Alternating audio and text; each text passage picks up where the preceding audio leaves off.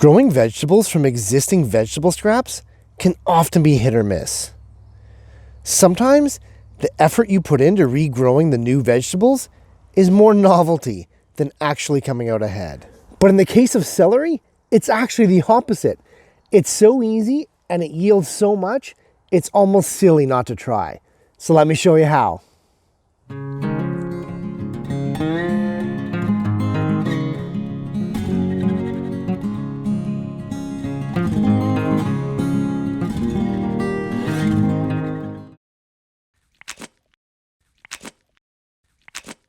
Your first step to regrowing your own celery is to either buy a bunch set of stalks from the store or pull one from your own garden. For this, however, you cannot use the individual stalks, only the bunched ones will work, as they contain part of the root collar. Now, in making your cut, you want it to be 2 or 3 inches away from that base. Anywhere in between and you're golden. And don't pick the world's tiniest kitchen knife to do this either. Once you've cut all the way through, save those celery stalks for tonight's peanut butter and celery cravings, and we're ready to move on. This next part is optional, but I do like to remove some of those outer older stalk remnants. They're just going to rot anyways, so I don't see why we leave them on. Don't go too crazy with it, just take off the outermost 3 or 4. They will sort of peel off naturally and easy, so just work your way around the plant. Place your celery butt in a dish of water that's at least 1 inch deep. And then go do some other stuff for a couple days. After 2 days, you'll begin to notice oxidized scarring around the edges of that cut. This is normal and it won't spread to the growing tip.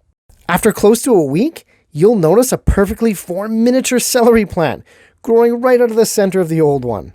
Amazing. Roots may begin to form this early as well, but personally, mine come a bit later.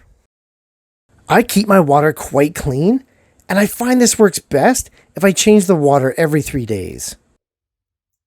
Getting up to nearly 2 weeks since we first cut, the top foliage is just exploding.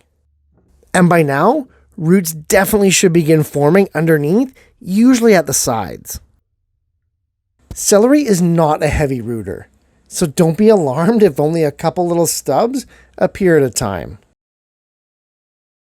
The formation of these roots tells us that it's now time to plant. Your celery replant can go straight into your garden at this time, or you can do like I do and just grow it in a pot. You want to use at least a 1 gallon size pot to support this plant, but there's no need to go too big, however, because celery is quite shallow rooted. Fill that pot right to the top with a quality organic potting mix. It should be light, airy, and rich in compost and organic matter. Fill the pot all the way, then compress it down about 20%. Before planting your celery, let's soak that pot first. Those celery roots have only known water their whole life, and they're fairly delicate.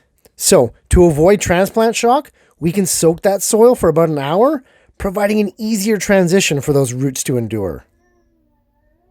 Grab your celery plant and simply place it on top of that soil firmly to hold it in place. Now, add enough of that same potting mix around the base so that we can eventually pot that celery about 1 inch deep. Easy stuff. Compress your soil around that celery firmly so that that little guy is nice and snug. Without a large root system below the soil surface to hold that plant in place, you really want to secure that celery plant at this stage. You can push down on the soil quite hard, and if you're placing your pot outside, keep an eye on it until those roots take hold.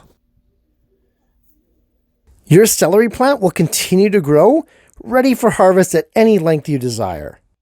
Now remember, celery is a cold weather crop, so growing celery from existing stalks is a perfect spring, fall, or even indoor project for garden enthusiasts of all levels. It's actually pretty fun, and the results are fast, so try it with kids who'll be amazed at how this vegetable staple can grow right before their eyes. Hey, thanks for watching, guys. If you're getting value in this and the other series that I'm doing on YouTube, hit those like, share, and subscribe buttons if you'd be so kind, and I'll see you in the next video.